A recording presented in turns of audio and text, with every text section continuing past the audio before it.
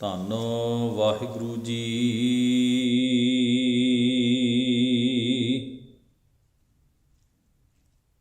ਸੋਰਠ ਮਹੱਲਾ ਨੌਵਾਂ।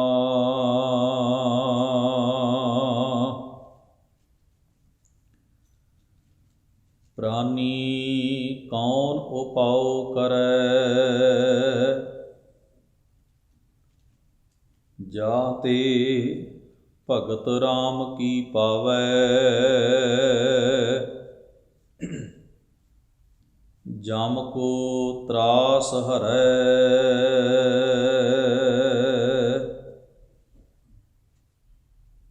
ਪ੍ਰਾਨੀ ਕੌਣ ਉਪਾਉ ਕਰੈ। ਜਾ ਤੇ ਭਗਤ ਰਾਮ ਕੀ ਪਾਵੈ, ਜਮ ਕੋ ਤਰਾਸ ਹਰੈ। ਰਹਾਉ ਕੌਣ ਕਰਮ ਵਿਦਿਆ ਕਹੁ ਕੈਸੀ, ਧਰਮ ਕੌਣ ਫੁਨ ਕਰਈ।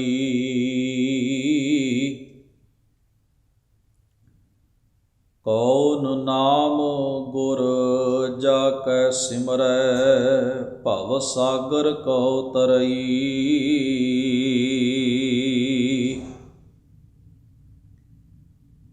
ਕਲ ਮੈਂ ਏਕ ਨਾਮ ਕਿਰਪਾ ਨਿਧ, ਜਾਹੇ ਜਪੈ ਗਤ ਪਾਵੈ। ਔਰ ਧਰਮ ਤਾਕੈ ਸਮ ਨਾਹਨ, ਇਹ ਵਿਦ ਬੇਦ ਬਤਾਵੈ।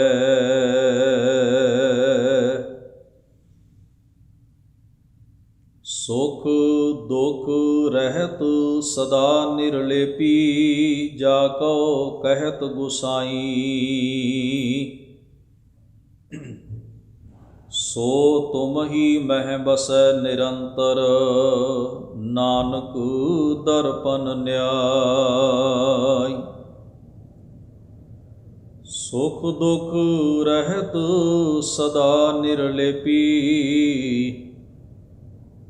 ਜਾ ਕਉ ਕਹਿਤ ਗੁਸਾਈ। ਸੋ ਤੁਮ ਹੀ ਮਹਿ ਬਸੈ ਨਿਰੰਤਰ, ਨਾਨਕ ਦਰਪਨ ਨਿਆਇ।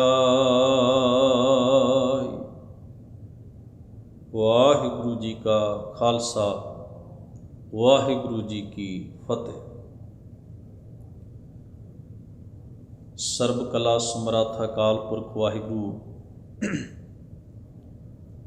ਸਤਿਗੁਰੂ ਦੀ ਅਪਾਰ ਬਖਸ਼ਿਸ਼ ਰਹਿਮਤ ਦੇ ਪਾਤਰ ਬਣ ਕੇ ਆਪ ਸਮੂਹ ਸਤ ਸੰਗੀ ਸਤਿਗੁਰੂ ਗੁਰੂ ਗ੍ਰੰਥ ਸਾਹਿਬ ਮਹਾਰਾਜ ਦੇ ਪਾਵਨ ਦਰਬਾਰ ਦੀਆਂ ਹਾਜ਼ਰੀਆਂ ਭਰਦਿਆਂ ਹੋਇਆਂ ਸਤਿਗੁਰੂ ਜੀ ਦੀ ਬਖਸ਼ਿਸ਼ ਦੇ ਪਾਤਰ ਬਣ ਰਹੇ ਹੋ।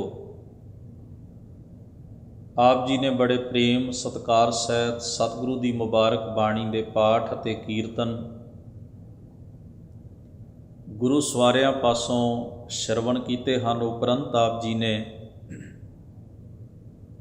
ਧੰਨ ਧੰਨ ਗੁਰੂ ਤੇਗ ਬਹਾਦਰ ਸਾਹਿਬ ਸਤਿਗੁਰੂ ਸੱਚੇ ਪਾਤਸ਼ਾਹ ਦਾ ਉਚਾਰਨ ਕੀਤਾ ਹੋਇਆ ਪਾਵਨ ਸ਼ਬਦ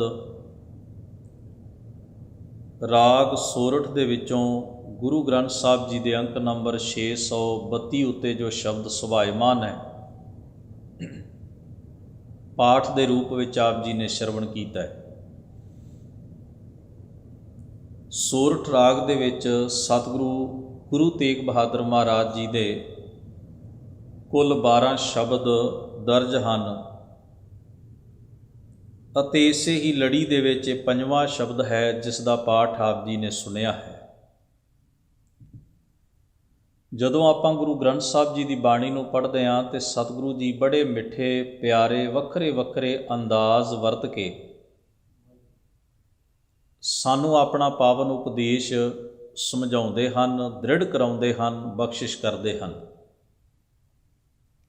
ਕਿਤੇ ਸਤਿਗੁਰੂ ਮਹਾਰਾਜ ਆਰੰਭ ਤੋਂ ਲੈ ਕੇ ਲੜੀਵਾਰ ਆਪਣੀ ਗੱਲ ਜਿਹੜੀ ਆਪਣਾ ਉਪਦੇਸ਼ ਜਿਹੜਾ ਉਸ ਨੂੰ ਦਰਜ ਕਰਦੇ ਜਾਂਦੇ ਨੇ। ਕਿਤੇ ਕਿਤੇ ਇਸ ਤਰ੍ਹਾਂ ਵੀ ਸਤਿਗੁਰੂ ਜੀ ਨੇ ਪਹਿਲੀ ਪੰਕਤੀ ਵਿੱਚ ਜਾਂ ਪਹਿਲੇ ਸ਼ਬਦ ਦੇ ਬੰਦ ਵਿੱਚ ਜਾਂ ਇੱਕ ਰਹਾਉ ਦੇ ਬੰਦ ਵਿੱਚ ਇਸ ਤਰ੍ਹਾਂ ਸਵਾਲ ਕੀਤਾ, ਖੁਦ ਹੀ ਪ੍ਰਸ਼ਨ ਉਠਾਇਆ ਅਤੇ ਫਿਰ ਖੁਦ ਹੀ ਵਿਆਖਿਆ ਕਰਕੇ ਆਪ ਉਸ ਦਾ ਉੱਤਰ ਦਿੱਤਾ ਹੈ। ਜਿਵੇਂ ਮੈਂ ਉਦਾਹਰਣਵਤ ਜਦੋਂ ਆਪਾਂ ਜਪ ਬਾਣੀ ਦਾ ਪਾਠ ਕਰਦੇ ਹਾਂ, ਗੁਰੂ ਨਾਨਕ ਸਾਹਿਬ ਜੀ ਦੇ ਪਾਵਨ ਬੋਲ ਪੜ੍ਹਦੇ ਹਾਂ, ਹੁਣ ਵੇਖੋ ਸਵਾਲ ਹੈ, ਕਿਵ ਸਚਿਆਰਾ ਹੋਈਐ, ਕਿਵ ਕੂੜੈ ਟੁੱਟੈ ਪਾੜ। ਹੁਣ ਇਹ ਪ੍ਰਸ਼ਨ ਹੈ, ਸਵਾਲ ਹੈ, ਇੱਕੇ ਪੰਕਤੀ ਵਿੱਚ ਦੋ ਸਵਾਲ ਗੁਰੂ ਨਾਨਕ ਸਾਹਿਬ ਮਹਾਰਾਜ ਨੇ ਖੁਦ ਹੀ ਦਰਜ ਕੀਤੇ। ਇਹ ਹੁਣ ਸਮਝਾਉਣ ਦਾ ਢੰਗ ਹੈ। ਇਹ ਹੈ ਸਾਡੀ ਸੁਰਤ ਅੰਦਰ ਇੱਕ ਖਿਆਲ ਪੈਦਾ ਕਰਨਾ ਵੀ ਇਹ ਮਸਲਾ ਕਿਵੇਂ ਹੱਲ ਹੋ ਸਕਦਾ ਹੈ। ਮਸਲਾ ਕੀ ਹੈ, ਪਹਿਲਾਂ ਤਾਂ ਇਹ ਸਮਝ ਆਏ ਅਤੇ ਫਿਰ ਉਹਦਾ ਹੱਲ ਕੀ ਹੈ ਇਹ ਸਮਝ ਆਏ। ਅਸੀਂ ਜ਼ਿੰਦਗੀ ਦੇ ਅਸਲ ਤੱਤ ਤੋਂ ਅਣਜਾਣ ਜੀਵ ਹਾਂ। ਸਾਨੂੰ ਪਹਿਲੀ ਤੇ ਗੱਲ ਜੀਵਨ ਦੇ ਮੁੱਢਲੇ ਮਸਲਿਆਂ ਦਾ ਹੀ ਗਿਆਨ ਨਹੀਂ ਹੁੰਦਾ ਕਿ ਜ਼ਿੰਦਗੀ ਦਾ ਮੁੱਖ ਮਸਲਾ ਕੀ ਹੈ।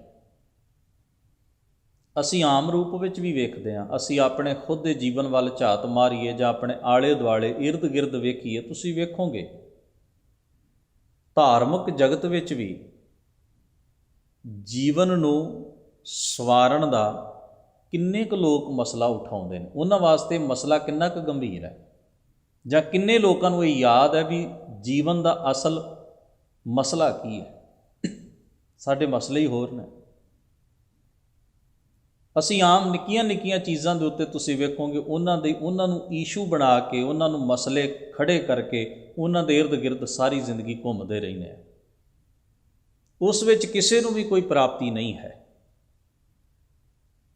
ਉਹ ਸਾਡੀ ਬਹੁਤਾਤ ਵਿੱਚ ਜਿਹੜੇ ਧਾਰਮਿਕ ਤੌਰ ਉੱਤੇ ਉੱਠੇ ਹੋਏ ਈਸ਼ੂ ਨੇ, ਉਹ ਸਾਡੀ ਹਉਂ, ਸਾਡੇ ਧੜੇ, ਸਾਡੇ ਸਵਾਰਥ, ਇਹਨਾਂ ਚੀਜ਼ਾਂ ਦੇ ਇਰਦ ਗਿਰਦ ਦੀ ਸਾਰੀ ਕਹਾਣੀ ਘੁੰਮੀ ਜਾ ਰਹੀ ਹੈ। ਗੁਰੂ ਨਾਨਕ ਸਾਹਿਬ ਸੱਚੇ ਪਾਤਸ਼ਾਹ ਨੇ ਤਾਂ ਸੰਵਾਦ ਦਾ ਰਾਹ ਖੋਲ੍ਹਿਆ, ਅਤੇ ਸੰਵਾਦ ਵਾਸਤੇ ਇਹ ਜ਼ਰੂਰੀ ਹੈ ਵੀ ਮੁੱਖ ਮਸਲਾ ਪਹਿਲਾਂ ਸਮਝ ਵਿੱਚ ਆਏ ਵੀ ਕਹਾਣੀ ਕੀ ਹੈ, ਈਸ਼ੂ ਕੀ ਹੈ, ਫਿਰ ਅਗਲਾ ਮਸਲਾ ਸਮਝ ਵਿੱਚ ਆਏਗਾ। ਇਸ ਮਸਲੇ ਤੋਂ ਅਗਲਾ ਸਟੈਪ ਹੈ ਵੀ ਫਿਰ ਇਹਦਾ ਹੱਲ ਕੀ ਹੈ, ਪਹੁੰਚਣਾ ਕਿੱਥੇ ਹੈ।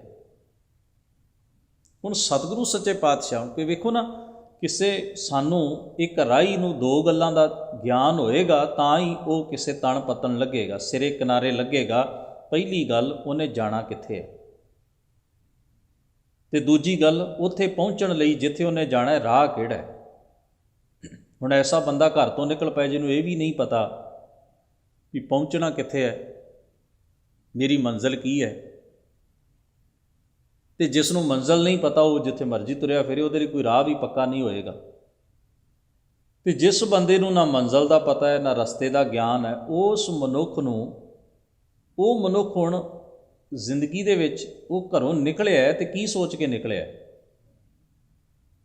ਸਤਿਗੁਰੂ ਸੱਚੇ ਪਾਤਸ਼ਾਹ ਮਹਾਰਾਜ ਆਖਦੇ ਨੇ, ਪਹਿਲਾਂ ਤਾਂ ਇਹ ਸਮਝੋ ਵੀ ਸਾਡਾ ਮੁੱਖ ਮਕਸਦ ਕੀ, ਅਸੀਂ ਪਹੁੰਚਣਾ ਕਿੱਥੇ।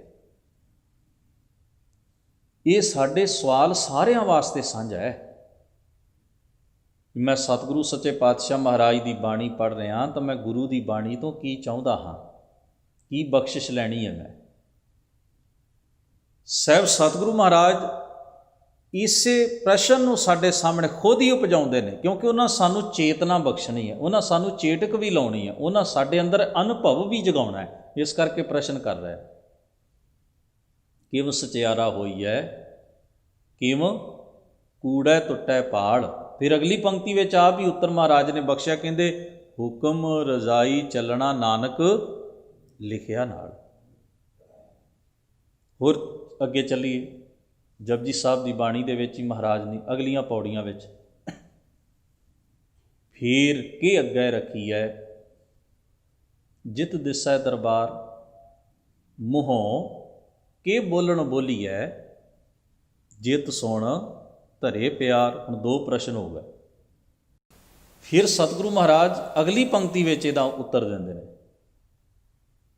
ਅਗਲੀਆਂ ਪੰਕਤੀਆਂ ਵਿੱਚ ਉੱਤਰ ਦੇ ਕੇ, ਕਰਮੀ ਆਵੈ ਕੱਪੜਾ ਅੰਮ੍ਰਿਤ ਵੇਲਾ ਸੱਚ ਨਾਉ, ਵਡਿਆਈ ਵਿਚਾਰ, ਕਰਮੀ ਆਵੈ ਕੱਪੜਾ ਨਦਰੀ ਮੋਖ ਦੁਆਰ। ਅਤੇ ਫਿਰ ਸਤਿਗੁਰੂ ਨੇ ਅਖੀਰਲੀ ਪੰਕਤੀ ਵਿੱਚ ਆਖਿਆ, ਨਾਨਕ ਇਵੇਂ ਜਾਣੀ ਹੈ ਸਭ ਆਪੇ ਸੱਚ। ਦੋ ਪ੍ਰਸ਼ਨ ਨੇ, ਦੋ ਪੰਕਤੀਆਂ ਵਿੱਚ, ਤੇ ਦੋ ਪੰਕਤੀਆਂ ਵਿੱਚ ਉਹਦਾ ਉੱਤਰ ਹੈ। ਤੇ ਫਿਰ ਅਖੀਰਲੇ ਵਿੱਚ ਸਤਿਗੁਰੂ ਨੇ ਆਪਣਾ ਉੱਤਰ ਫਾਈਨਲਾਈਜ਼ ਕਰਦਿਆਂ ਹੋਇਆਂ ਕਿਹਾ, ਨਾਨਕ ਕਿਵੇਂ ਜਾਣੀਐ ਸਭ ਆਪੇ ਸਚਿਆ।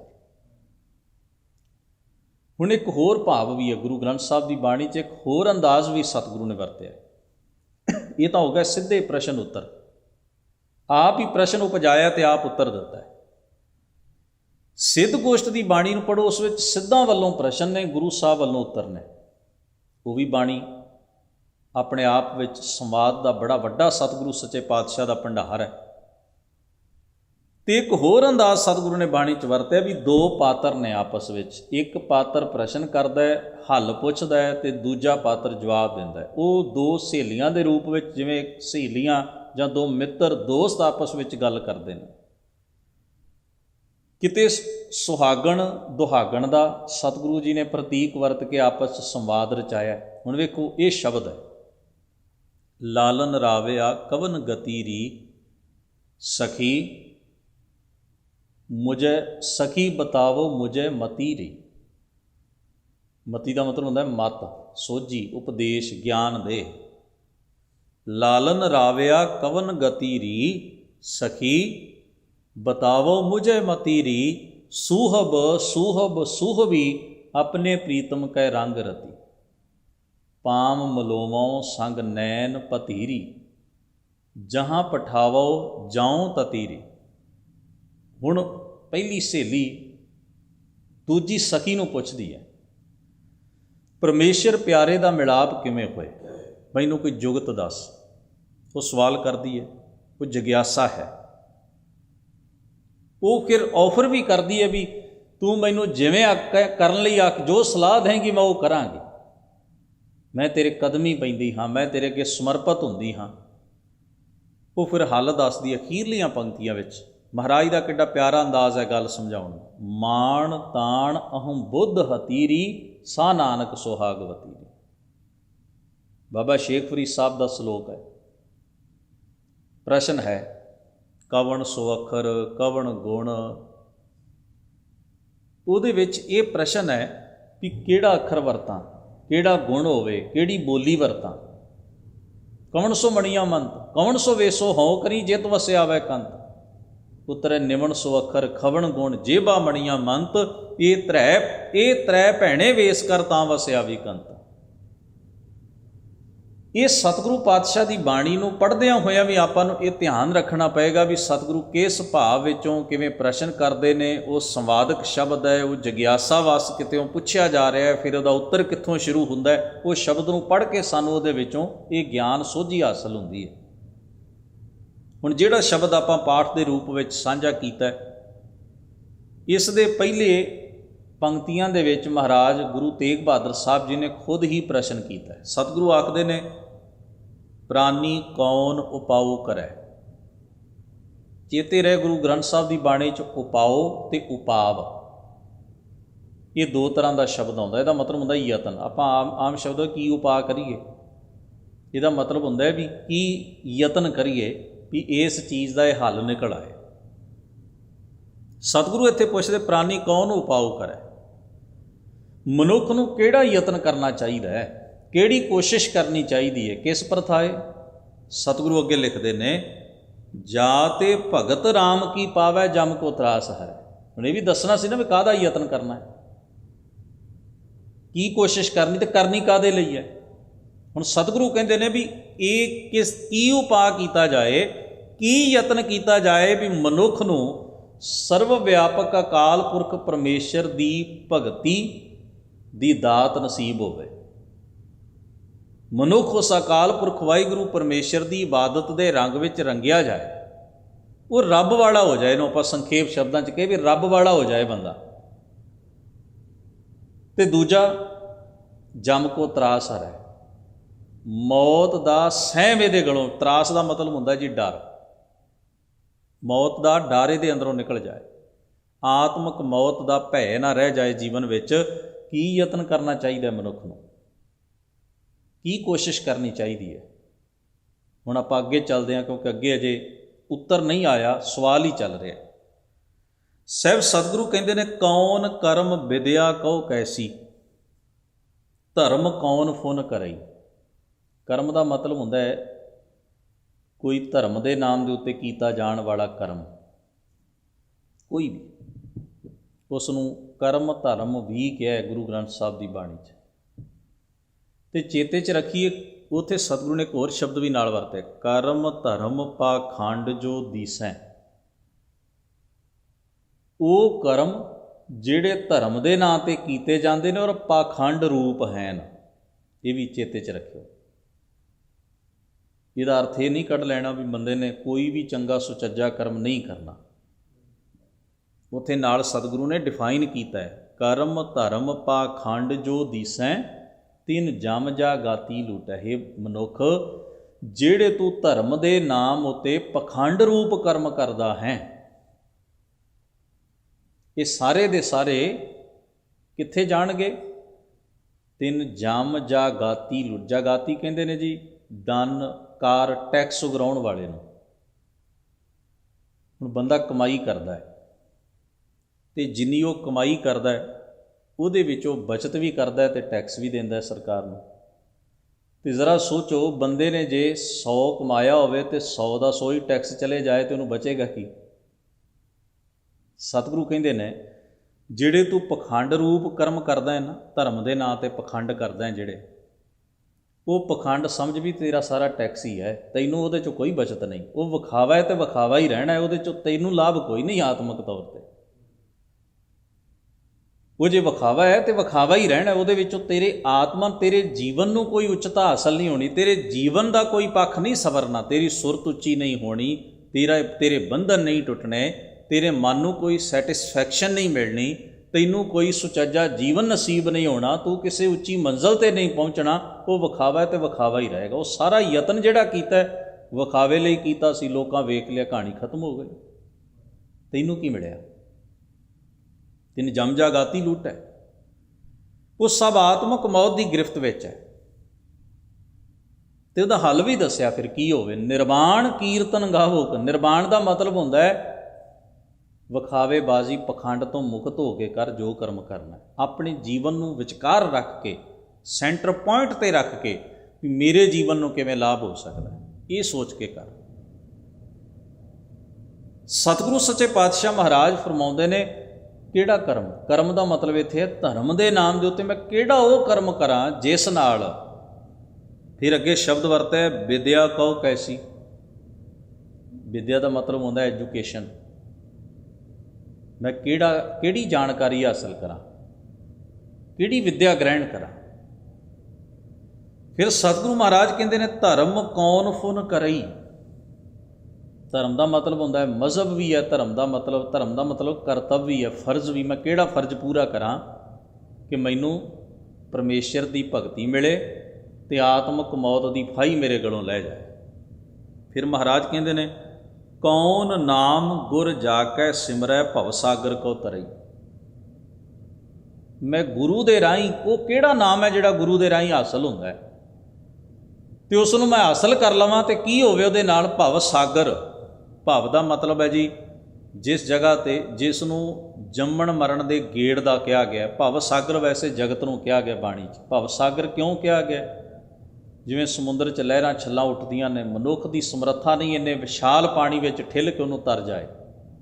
ਇਸੇ ਤਰ੍ਹਾਂ ਜਗਤ ਸਮੁੰਦਰ ਹੈ, ਸੰਸਾਰ ਜੀਵਨ ਦਾ ਇਹ ਜਿਹੜਾ ਸੰਸਾਰ, ਇਹਨੂੰ ਸਮੁੰਦਰ ਕਿਹਾ। ਇਹਦੇ 'ਚ ਵਿਕਾਰਾਂ ਦਾ ਪ੍ਰਭਾਵ ਹੈ। ਸਾਡੇ ਕੋਲ ਇੰਨਾ ਆਤਮਿਕ ਬਲ ਨਹੀਂ ਵੀ ਇਸ ਨੂੰ ਅਸੀਂ ਤਰ ਕੇ ਪਾਰ ਹੋ ਸਕੀਏ। ਅਸੀਂ ਨਿਮਾਣੇ ਅਤੇ ਨਿਤਾਣੇ ਰਹਿੰਦੇ ਹਾਂ, ਕਮਜ਼ੋਰ ਹਾਂ ਆਤਮਿਕ ਤੌਰ ਉੱਤੇ। ਇਸ ਕਰਕੇ ਸਤਿਗੁਰੂ ਮਹਾਰਾਜ ਕਹਿੰਦੇ ਨੇ ਭਵ ਸਾਗਰ ਕੋ ਤਰੀ। ਕਿਵੇਂ ਤਰਿਆ ਜਾਏ? ਇਸ ਨੂੰ ਜਿਵੇਂ ਬਾਬਾ ਨਾਮਦੇਵ ਸਾਹਿਬ ਕਹਿੰਦੇ ਨੇ ਸੰਸਾਰ ਸਮੁੰਦੇ ਤਾਰ ਗੋਬਿੰਦੇ ਤਾਰ ਲੈ ਬਾਪ ਬੀਠਲਾ। ਹੁਣ ਮਹਾਰਾਜ ਨੇ ਇਹ ਪਹਿਲੀਆਂ ਪੰਕਤੀਆਂ ਵਿੱਚ ਜੇ ਪ੍ਰਸ਼ਨ ਕੀਤਾ ਅਤੇ ਅਗਲੀਆਂ ਪੰਕਤੀਆਂ ਵਿੱਚ ਇਹ ਵੀ ਨਾਲ ਕਿਹਾ ਵਿਦਿਆ ਕਿਹੜੀ ਪੜ੍ਹਾਂ, ਫਰਜ਼ ਕਿਹੜਾ ਪੂਰਾ ਕਰਾਂ, ਕਿਹੜਾ ਮੈਂ ਧਰਮ ਕਰਮ ਕਰਾਂ, ਕਿਹੜਾ ਉਹ ਕਰਮ ਫਰਜ਼ ਹੈ ਜਿਹੜਾ ਮੈਂ ਨਿਭਾਵਾਂ। ਫਿਰ ਸਤਿਗੁਰੂ ਕਹਿੰਦੇ ਨੇ ਉਹ ਕਿਹੜਾ ਨਾਮ ਹੈ ਜਿਹੜਾ ਗੁਰੂ ਰਾਹੀਂ ਹਾਸਲ ਹੋਵੇ ਮੈਨੂੰ, ਤਾਂ ਮੈਂ ਭਵ ਸਾਗਰ ਨੂੰ ਤਰ ਲਵਾਂ। ਹੁਣ ਇਸ ਤੋਂ ਅੱਗੇ ਸਤਿਗੁਰੂ ਜੀ ਉੱਤਰ ਦਿੰਦੇ ਨੇ। ਹਜ਼ੂਰ ਮਹਾਰਾਜ ਫਰਮਾਉਂਦੇ ਨੇ ਕਲ ਮੈਂ ਏਕ ਨਾਮ ਕਿਰਪਾ ਨਿਧ ਜਾਹੇ ਜਪੈ ਗਤ ਪਾਵੈ। ਹੁਣ ਵੇਖੋ, ਜੇ ਸ਼ਬਦ ਨੂੰ ਪੜ੍ਹਨਾ ਹੋਵੇ ਅਤੇ ਸ਼ਬਦ ਦੀਆਂ ਪੰਕਤੀਆਂ ਨੂੰ ਇਹ ਸਮਝਣਾ ਵੀ ਕਿੱਥੋਂ ਗੱਲ, ਕਿਹੜਾ ਟੌਪਿਕ ਸ਼ੁਰੂ ਹੋ ਰਿਹਾ। ਜੇ ਇਹ ਸਮਝ ਵਿੱਚ ਆ ਜਾਏ ਤਾਂ ਬਾਣੀ ਨੂੰ ਪੜ੍ਹਨ ਦਾ ਆਨੰਦ ਅਤੇ ਸਵਾਦ ਵੀ ਵੱਖਰਾ ਹੋ ਜਾਂਦਾ। ਨਹੀਂ ਤਾਂ ਸਮਝ ਨਹੀਂ ਪੈਂਦੀ ਵੀ ਕਿੱਥੋਂ ਗੱਲ ਸ਼ੁਰੂ ਹੋਈ ਹੈ ਅਤੇ ਕਿੱਥੇ ਜਾ ਕੇ ਸਤਿਗੁਰੂ ਕਿੱਥੋਂ ਸਵਾਲ ਕਰ ਰਹੇ ਨੇ, ਕਿੱਥੋਂ ਉੱਤਰ ਦੇ ਰਹੇ ਨੇ। ਫਿਰ ਬੰਦਾ ਪੜ੍ਹ ਤੇ ਜਾਂਦਾ ਹੈ ਪਰ ਉਹਦਾ ਭਾਵ ਸਮਝ ਵਿੱਚ ਨਹੀਂ ਆਉਂਦਾ। ਕੱਲ ਮੈਂ ਏਕ ਨਾਮ ਕਿਰਪਾ ਨਿਧ। ਨਿਧ ਦਾ ਮਤਲਬ ਹੁੰਦਾ ਹੈ ਖਜ਼ਾਨਾ, ਕਿਰਪਾ ਦਾ ਖਜ਼ਾਨਾ, ਦਇਆ ਦਾ ਘਰ ਜੋ ਪਰਮੇਸ਼ਰ ਹੈ, ਉਹਦਾ ਇੱਕੋ ਨਾਮ ਹੀ, ਜਿਸ ਨੂੰ ਬਾਣੀ ਨੇ ਕਿਹਾ ਤੇਰਾ ਏਕ ਨਾਮ ਤਾਰੇ ਸੰਸਾਰ, ਮੈਂ ਇਹਾ ਆਸ ਇਹੋ ਆਧਾਰ। ਪੰਚਮ ਪਾਤਸ਼ਾਹ ਨੇ ਨਾ ਸੁਖਮਨੀ ਸਾਹਿਬ ਦੀ ਬਾਣੀ 'ਚ ਬੜੇ ਬਾਕਮਾਲ ਬੋਲ ਕਹੇ। ਸਤਿਗੁਰੂ ਕਹਿੰਦੇ ਨੇ ਸੰਤ ਜਨਾ ਮਿਲ ਕਰੋ ਵਿਚਾਰ। ਵਿਚਾਰ ਦਾ ਮਤਲਬ ਹੁੰਦਾ ਹੈ ਸੰਵਾਦ ਕਰਨਾ। ਵਿਚਾਰ ਦਾ ਮਤਲਬ ਹੈ ਅਬਜ਼ਰਵ ਕਰਨਾ, ਗ੍ਰਹਿਣ ਕਰਨਾ। ਵਿਚਾਰ ਦਾ ਮਤਲਬ ਇਕੱਲਾ ਦਿਮਾਗੀ ਸਿਰ ਖਪਾਈ ਨਹੀਂ ਹੁੰਦਾ। ਚੇਤੇ 'ਚ ਜਦੋਂ ਆਪਾਂ ਬਾਣੀ ਨੂੰ ਪੜ੍ਹਦੇ ਹਾਂ ਨਾ, ਤੁਸੀਂ ਘਰ ਵਿੱਚ ਵੀ ਬੈਠੇ ਹੋ, ਤੁਸੀਂ ਬਾਣੀ ਦਾ ਸ਼ਬਦ ਪੜ੍ਹ ਰਹੇ ਹੋ, ਬਾਣੀ ਦੀ ਪੰਕਤੀ ਪੜ੍ਹ ਰਹੇ ਹੋ, ਅਤੇ ਬਾਣੀ ਦਾ ਪਾਠ ਕਰਦਿਆਂ ਹੋਇਆਂ ਤੁਸੀਂ ਆਪਣੇ ਆਪ ਨਾਲ ਆਪਣੇ ਮਨ ਨੂੰ ਸਮਝਾਉਣਾ ਹੈ ਵੀ ਸਤਿਗੁਰੂ ਪਾਤਸ਼ਾਹ ਉਪਦੇ, ਉਹ ਵੀ ਵਿਚਾਰ ਹੈ। ਉਹ ਵਿਚਾਰ ਤੁਹਾਡੇ ਜੀਵਨ ਲਈ ਲਾਹੇਵੰਦ ਹੈ। ਵਿਚਾਰ ਦਾ ਮਤਲਬ ਆਪਣੇ ਆਪ ਨੂੰ ਸਮਝਾਉਣਾ, ਆਪਣੇ ਆਪ ਨੂੰ ਪੜ੍ਹਾਉਣਾ। ਵਿਚਾਰ ਦਾ ਮਤਲਬ ਸਿਰ ਖਪਾਈ ਨਹੀਂ, ਜਿਸ ਤਰ੍ਹਾਂ ਆਪਾਂ ਸਮਝਣ ਲੱਗ ਪਏ ਹਾਂ। ਇੱਕ ਦੂਜੇ ਨੂੰ ਦੱਸੀ ਜਾਈਏ, ਇੱਕ ਦੂਜੇ ਨੂੰ ਪੁੱਛੀ ਜਾਈ ਵੀ ਉਹ 'ਚੋਂ ਗ੍ਰਹਿਣ ਕੋਈ ਕੱਖ ਵੀ ਨਾ ਭਾਵੇਂ ਕਰੇ, ਬਸ ਇੱਕ ਸਿਰ ਖਪਾਈ ਜੀ ਚੱਲਦੀ ਰਹੇ, ਉਹਨੂੰ ਆਪਾਂ ਕਹਿਣ ਲੱਗ ਪਏ ਵਿਚਾਰ ਹੋ ਰਹੀ ਹੈ।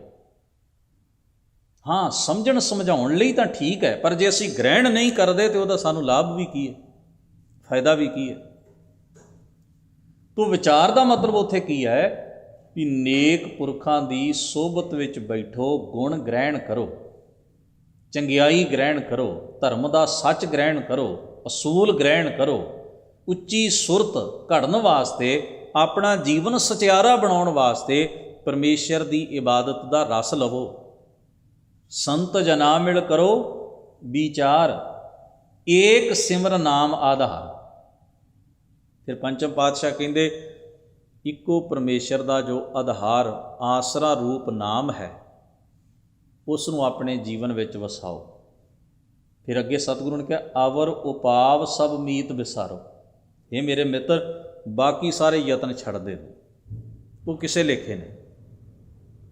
ਬਾਕੀ ਸਾਰੇ ਯਤਨ, ਉੱਥੇ ਉਪਾਵ ਦਾ ਮਤਲਬ ਇਹ ਹੈ, ਯਤਨ ਦਾ ਮਤਲਬ ਇਹ ਹੈ, ਇਹਦਾ ਮਤਲਬ ਇਹ ਨਹੀਂ ਵੀ ਬੰਦਾ ਬਣਾ ਕੇ, ਜਿਵੇਂ ਅਸੀਂ ਪੰਕਤੀ ਪੜ੍ਹ ਲੈਂਦੇ ਨਾ ਕਈ ਵਾਰ ਸਤਿਗੁਰੂ ਦੀ, ਰੋਜ਼ ਅਸੀਂ ਸੋਦਰ ਦਾ ਪਾਠ ਪੜ੍ਹਦੇ ਹਾਂ ਜਿਸ ਵੇਲੇ, ਅਵਰ ਕਾਜ ਤੇਰਾ ਕਿਤੈ ਨਾ ਕਾਮ, ਮਿਲ ਸਾਧ ਸੰਗਤ ਭਜ ਕੇਵਲ ਨਾਮ। ਅਤੇ ਉੱਥੇ ਅਵਰ ਕਾਜ ਦਾ ਮਤਲਬ ਇਹ ਥੋੜ੍ਹਾ ਵੀ ਹੁਣ ਕਿਰਤ ਵੀ ਛੱਡ ਦਈਏ, ਘਰ ਵੀ ਛੱਡ ਦਈਏ, ਅਤੇ ਸਤ ਸੰਗਤ, ਜਿਹਨੂੰ ਆਪਾਂ ਕਹਿੰਦੇ ਸਤ ਸੰਗਤ ਹੋ ਰਹੀ, ਉੱਥੇ ਆ ਕੇ ਬੈਠੇ ਰਹੀਏ 24 ਘੰਟੇ। ਇਹਦਾ ਮਤਲਬ ਇਹ ਵੀ ਨਹੀਂ। ਧਿਆਨ ਵਿੱਚ ਰੱਖਿਓ ਤਾਂ ਫਿਰ ਤਾਂ ਸਾਰੀ ਥਿਊਰੀ ਉਲਟੀ ਹੋ ਜਾਏਗੀ। ਸਤਿਗੁਰੂ ਤੇ ਆਖਦੇ ਨੇ ਵੀ ਦੁਨੀਆਦਾਰੀ ਵੀ ਨਿਭਾਉਣੀ ਹੈ, ਪਰਿਵਾਰ ਵੀ ਚਲਾਉਣਾ ਹੈ, ਕਿਰਤ ਵੀ ਕਰਨੀ ਹੈ, ਜੀਵਨ ਦੇ ਫਰਜ਼ ਵੀ ਪੂਰੇ ਕਰਨੇ ਨੇ, ਜ਼ਿੰਮੇਵਾਰੀਆਂ ਵੀ ਨਿਭਾਉਣੀਆਂ ਨੇ, ਸਰੀਰ ਦੀਆਂ, ਪਰਿਵਾਰ ਦੀਆਂ, ਸਮਾਜ ਦੀਆਂ ਲੋੜਾਂ ਵੀ, ਸਭ ਕੁਝ ਹੈ। ਗੁਰੂ ਨਾਨਕ ਮਹਾਰਾਜ ਨੇ ਜਿਹੜੀ ਸਾਨੂੰ ਵਿਚਾਰਧਾਰਾ ਦਿੱਤੀ ਬੜੀ ਪਰਫੈਕਟ ਹੈ। ਪਰ ਉੱਥੇ ਅਵਰ ਕਾਜ ਤੇਰੇ, ਕਾਜ ਦਾ ਉੱਥੇ ਮਤਲਬ ਕੀ ਵੀ ਨਾਮ ਦੇ ਬਰਾਬਰ ਹੋਰ ਕੋਈ ਕੰਮ ਜਿਹੜਾ ਹੈ ਉਹ ਤੇਰਾ ਸਫਲਾ ਨਹੀਂ, ਉਹ ਤੈਨੂੰ ਸਾਰੇ ਛੱਡ ਦੇਣੇ ਚਾਹੀਦੇ ਨੇ। ਉਹ ਕਿਹੜੇ ਨੇ? ਕਰਮ ਧਰਮ ਪਾਖੰਡ, ਵਿਖਾਵੇ ਬਾਜੀ, ਜਿੰਨਾ ਵੀ ਕਰਮ ਹੈ ਸਾਰੇ ਦਾ ਸਾਰਾ, ਜਿਸ ਨੂੰ ਸਤਿਗੁਰੂ ਦਾ ਇੱਕ ਸ਼ਬਦ ਡਿਫਾਈਨ ਕਰਦਾ ਹੈ। ਹਜ਼ੂਰ ਮਹਾਰਾਜ ਜਿੱਥੇ ਕਹਿੰਦੇ ਨੇ ਨਾ, ਮੈਂ ਦੀਜੈ ਬੁੱਧ ਵਿਵੇਕਾ, ਹਾਰ ਪਰਿਓ ਸੁਆਮੀ ਕੇ ਦੁਆਰਾ, ਦੀਜੈ ਬੁੱਧ ਵਿਵੇਕਾ।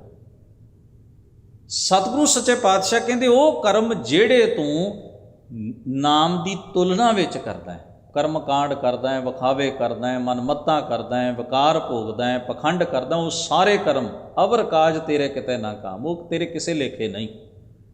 ਕੀ ਤੈਨੂੰ ਕਰਨਾ ਚਾਹੀਦਾ? ਮਿਲ ਸਾਧ ਸੰਗਤ ਭਜ ਕੇਵਲ ਨਾਮ, ਸਤ ਸੰਗਤ ਦਾ ਆਸਰਾ ਤੱਕ ਕੇ ਕੇਵਲ ਪਰਮੇਸ਼ਰ ਦੇ ਨਾਮ ਦੀ ਅਰਾਧਨਾ ਕਰ। ਤੋ ਸਾਹਿਬ ਸਤਿਗੁਰੂ ਮਹਾਰਾਜ ਜਿੱਥੇ ਬਖਸ਼ਿਸ਼ ਕਰਦੇ ਨੇ, ਧੰਨ ਗੁਰੂ ਅਰਜਨ ਸਾਹਿਬ ਨੇ ਆਖਿਆ ਅਵਰ ਉਪਾਵ ਸਭ ਮੀਤ ਵਿਸਾਰੋ, ਚਰਨ ਕਮਲ ਰਿਦ ਮੈਂ ਉਰ ਧਾਰੋ, ਕਰਨ ਕਾਰਨ ਸੋ ਪ੍ਰਭ ਸਮਰੱਥ, ਦ੍ਰਿੜ ਕਰ ਗਹੋ ਨਾਮ ਹਰਵਤ। ਹਿਰਦੇ ਵਿੱਚ ਵਸਾ ਲੈ। ਦ੍ਰਿੜ ਦਾ ਮਤਲਬ ਹੁੰਦਾ ਪੱਕਿਆਂ ਕਰਨਾ, ਗਉ ਮਤਲਬ ਫੜ ਲੈਣਾ, ਗ੍ਰਹਿਣ ਕਰਨਾ, ਨਾਮ ਦੀ ਵਸਤ ਨੂੰ ਗ੍ਰਹਿਣ ਕਰ। ਹੁਣ ਇੱਥੇ ਸਤਿਗੁਰੂ ਪਾਤਸ਼ਾਹ ਕਹਿੰਦੇ ਕਲ ਮੈਂ ਏਕ ਨਾਮ ਕਿਰਪਾ ਨਿਧ ਜਾਹੇ ਜਪੈ। ਜਪੈ ਦਾ ਮਤਲਬ ਹੈ ਦ੍ਰਿੜ ਕਰ, ਪੱਕਾ ਕਰ। ਗਤ ਪਾਵੈ, ਗਤ ਦਾ ਮਤਲਬ ਹੈ ਉੱਚੀ ਆਤਮਿਕ ਅਵਸਥਾ, ਨੀਵੇਂ ਪੱਧਰ ਤੋਂ ਉੱਚੇ ਉੱਠ ਜਾਣਾ, ਮਨਮਤ ਤੋਂ ਗੁਰਮਤ ਵਾਲੇ ਹੋ ਜਾਣਾ, ਪਾਪ ਤੋਂ ਪੁੰਨ ਵਾਲੇ ਪਾਸੇ ਸਫ਼ਰ ਕਰਨਾ, ਔਗਣਾ ਤੋਂ ਗੁਣ ਵਾਲੇ ਪਾਸੇ ਸਫ਼ਰ ਕਰਨਾ। ਹਜ਼ੂਰ ਮਹਾਰਾਜ ਫਰਮਾਉਂਦੇ ਨੇ ਔਰ ਧਰਮ ਤਾਕੈ ਸਮ ਨਾਹਨ। ਹੋਰ ਕੋਈ ਵੀ ਐਸਾ ਧਰਮ ਕਰਮ ਨਹੀਂ, ਹੋਰ ਕੋਈ ਵੀ ਐਸਾ ਫਰਜ਼ ਨਹੀਂ ਜਿਹੜਾ ਇਸ ਨਾਮ ਵਾਲੇ ਨੁਕਤੇ ਦੇ ਬਰਾਬਰ ਹੋਵੇ। ਸਮ ਦਾ ਮਤਲਬ ਹੁੰਦਾ ਬਰਾਬਰ। ਸਤਿਗੁਰੂ ਦਾ ਇੱਕ ਸ਼ਬਦ ਹੈ ਜਿਸ ਵਿੱਚ ਮਹਾਰਾਜ ਕਹਿੰਦੇ ਕਲ ਮੈਂ ਰਾਮ ਨਾਮ ਸਾਰ, ਅੱਖੀਂ ਤਾਂ ਮੀਟੈ ਨਾਕ ਪਕੜੈ ਠੱਗਣ ਕਉ ਸੰਸਾਰ। ਇਸ ਸ਼ਬਦ ਦਾ ਜਿਹੜੀ ਉਥਾਨਕਾ ਰੂਪ ਵਿੱਚ ਜੋ ਭਾਵ ਹੈ ਉਹ ਇਹ ਦੱਸਿਆ ਹੈ ਵੀ ਸਤਿਗੁਰੂ ਸੱਚੇ ਪਾਤਸ਼ਾਹ ਗੁਰੂ ਨਾਨਕ ਮਹਾਰਾਜ ਨੇ ਇੱਕ ਕਲਯੁਗੀ ਪੰਡਾ ਵੇਖਿਆ, ਉਹਦਾ ਨਾਂ ਕਲਯੁਗ ਸੀ। ਉਹ ਲੋਕਾਂ ਨੂੰ, ਹੁਣ ਆਮ ਬੰਦੇ ਦਾ ਹੁੰਦਾ ਵੀ ਮੇਰਾ ਮੱਥਾ ਟੇਕਿਆ ਹੀ ਸਰ ਜਾਏ, ਭੇਟਾ ਦਿੱਤਿਆਂ ਹੀ ਸਰ ਜਾਏ, ਜਾਂ ਕਿਸੇ ਦੇ ਗੋਡੇ ਪੈਰੀਂ ਹੱਥ ਲਾ ਕੇ ਇੰਨੇ ਨਾਲ ਹੀ ਭਲਾ ਹੋ ਜਾਏ। ਇਹਦੋਂ ਅੱਗੇ ਉਹ ਨਹੀਂ ਤੁਰਨਾ ਚਾਹੁੰਦਾ। ਅਤੇ ਦੂਸਰੇ ਨੂੰ, ਸਾਡੇ ਵਰਗੇ ਨੂੰ ਪਤਾ ਹੁੰਦਾ ਵੀ ਇਹਨੇ ਇੱਥੋਂ ਕੁ ਤੱਕ ਰਹਿਣਾ, ਇਹਨੂੰ ਇੱਥੇ ਕੁਲਝਾਈ ਛੱਡੋ, ਉਹਦੇ ਨਾਲ ਸਰ ਜਾਂਦਾ। ਉੱਥੇ ਬੈਠਾ ਹੋਇਆ ਸਮਾਧੀ ਲਾ ਕੇ ਲੋਕ ਆਉਂਦੇ, ਉਹਦੇ ਗੜਵੇ 'ਚ ਪੈਸੇ ਪਾਉਂਦੇ, ਉਹਦੇ ਸਾਹਮਣੇ ਬਹਿ ਜਾਂਦੇ, ਉਹਦੇ ਪ੍ਰਵਚਨ ਸੁਣਦੇ।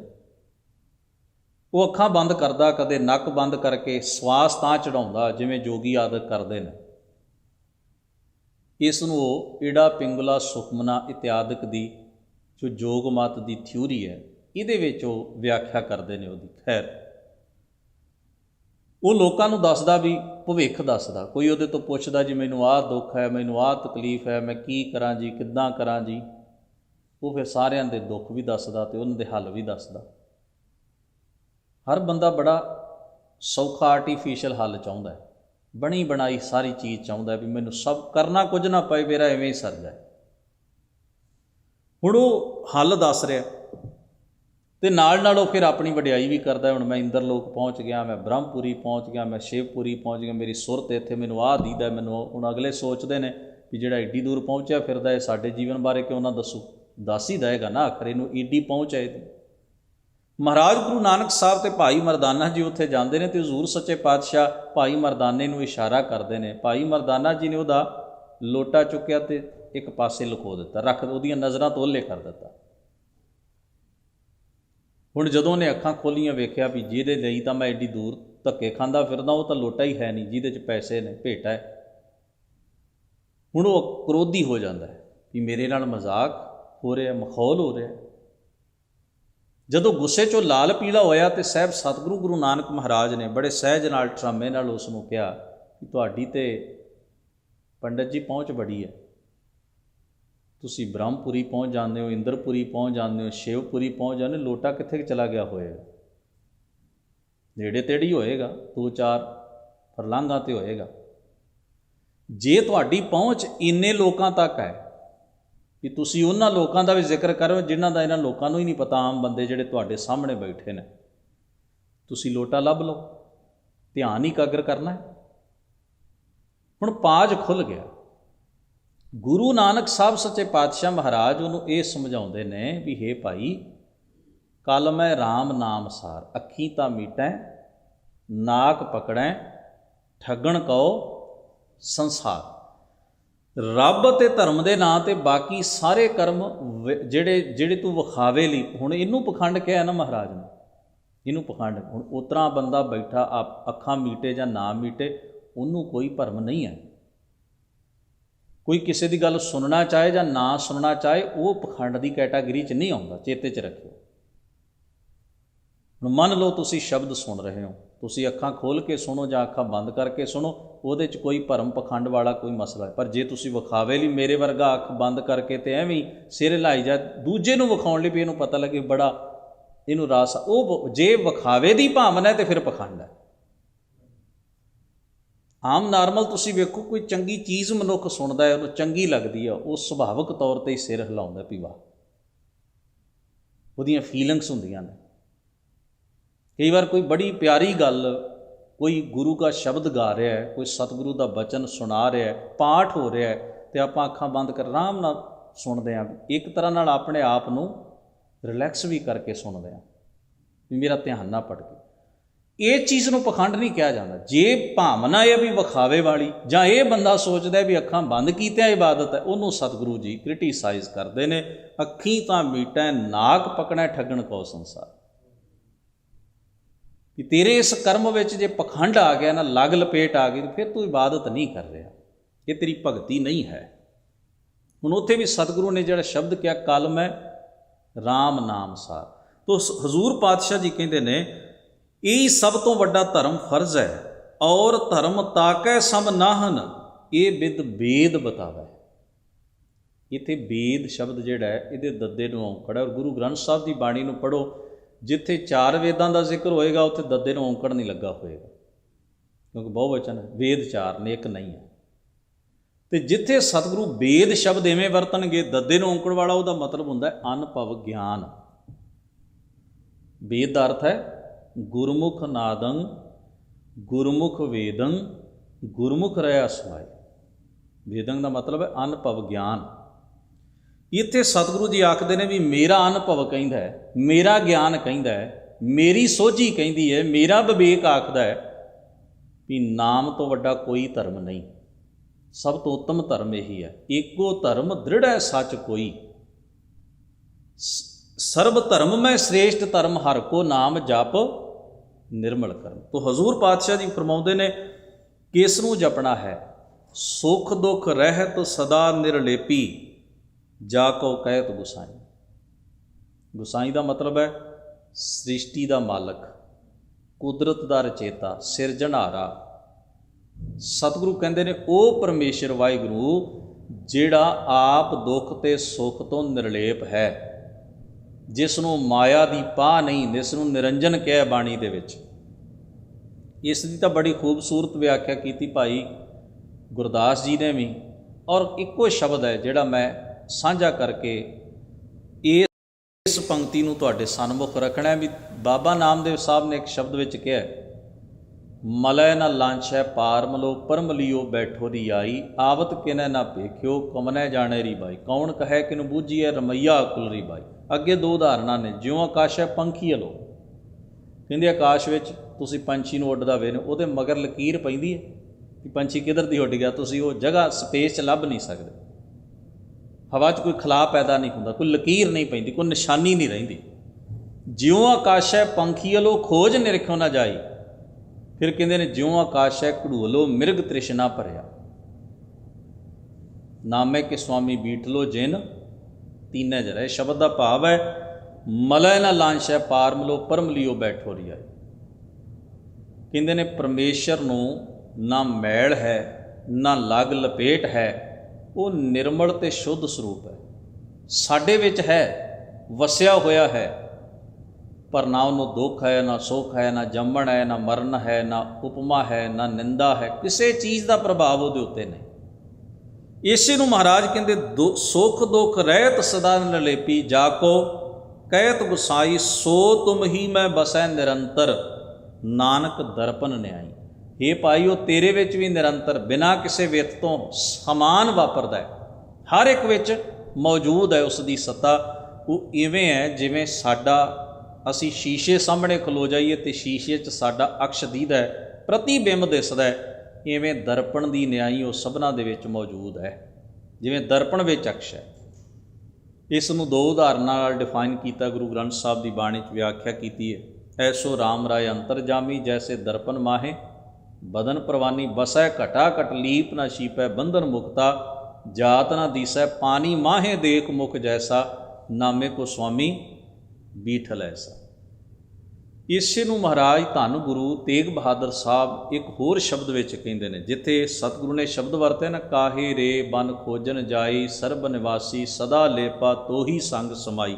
ਫਿਰ ਅੱਗੇ ਕਹਿੰਦੇ ਪੋਹ ਪਮਦ ਜਿਉ ਬਾਸ ਬਸਤ ਹੈ,